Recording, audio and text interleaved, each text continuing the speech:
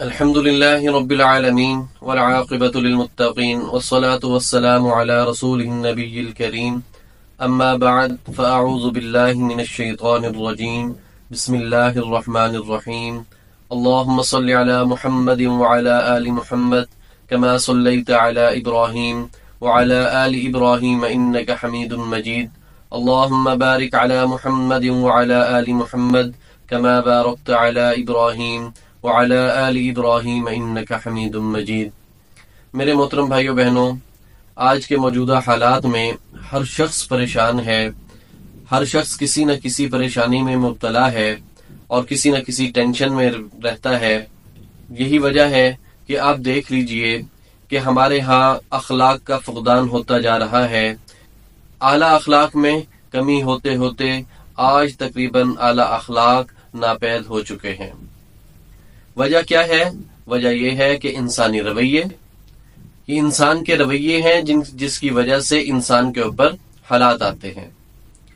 اب حالات دو طرح کے ہوتے ہیں، مصیبت دو طرح کی ہوتی ہے، ایک ہوتی ہے آسمانی مصیبت اور ایک ہوتی ہے زمینی مصیبت۔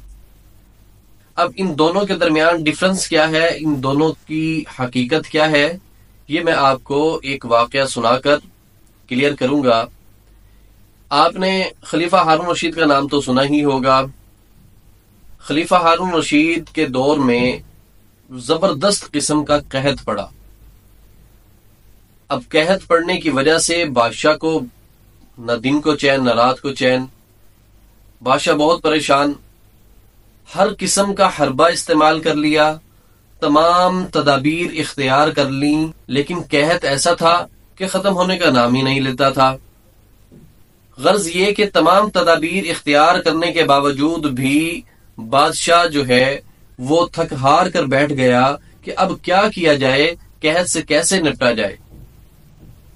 یہی وجہ تھی کہ رات کے وقت بادشاہ کو نیند نہیں آ رہی تھی، تو خلیفہ ہارون رشید نے اپنے وزیر کو بلوایا اور وزیر سے کہا کہ مجھے کچھ ایسا واقعہ سناؤ کہ جس سے مجھے قرار آ جائے، میرے دل کو سکون آ جائے۔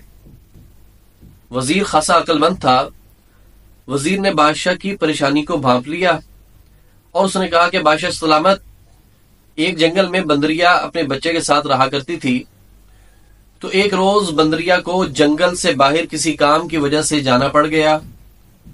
اس نے اپنا بچہ شیر کے سپرد کر دیا کہ میں واپس آ کر اپنے بچے کو تم سے لے لوں گی، تب تک یہ تمہارے حوالے ہے، اس کی حفاظت کرنا۔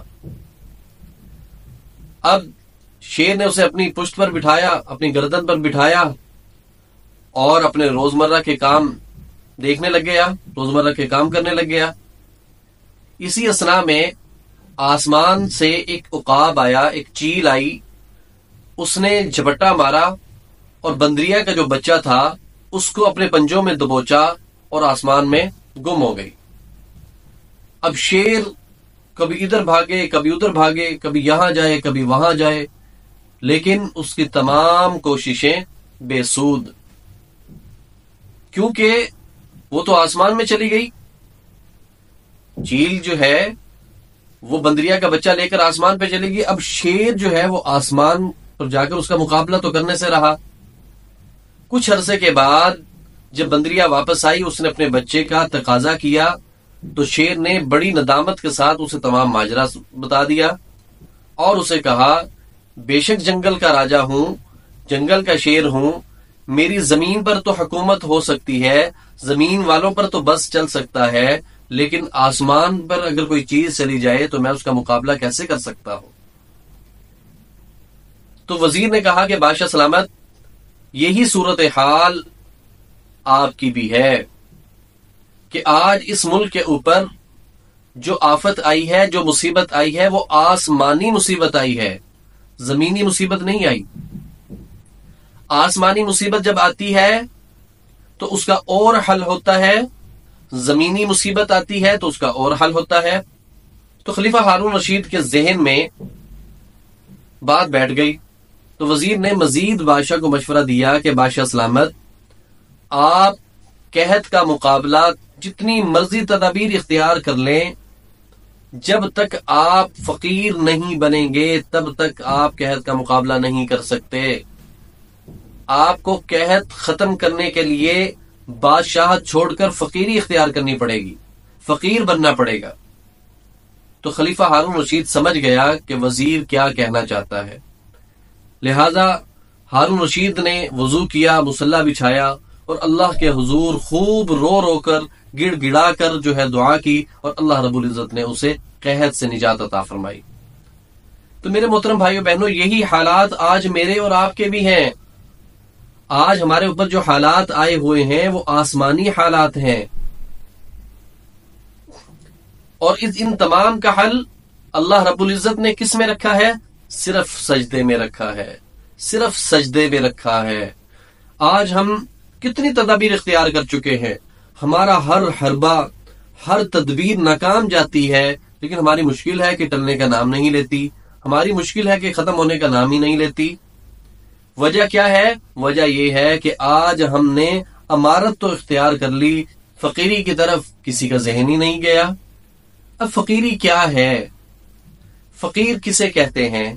فقیر اصل میں اس شخص کو کہا جاتا ہے کہ جسے مل جائے تو وہ تب بھی شکر ادا کرے، نہ ملے تب بھی شکر ادا کرے. یہ ہوتا ہے اصل میں فقیر.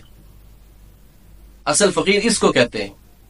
تو آج ہمیں اللہ رب العزت کی بے پناہ بے تحاشا نعمتیں ملنے کے باوجود بھی ہم اس کا شکر ادا نہیں کرتے، اور پھر رونا ہی روتے رہتے ہیں کہ یہ بھی ہو گیا، یہ بھی ہو گیا، یہ بھی کر لیا، وہ بھی کر لیا، لیکن مشکل ہے کہ ہماری حل ہی نہیں ہوتی، مصیبت ہے کہ ٹلنے کا نام ہی نہیں لیتی.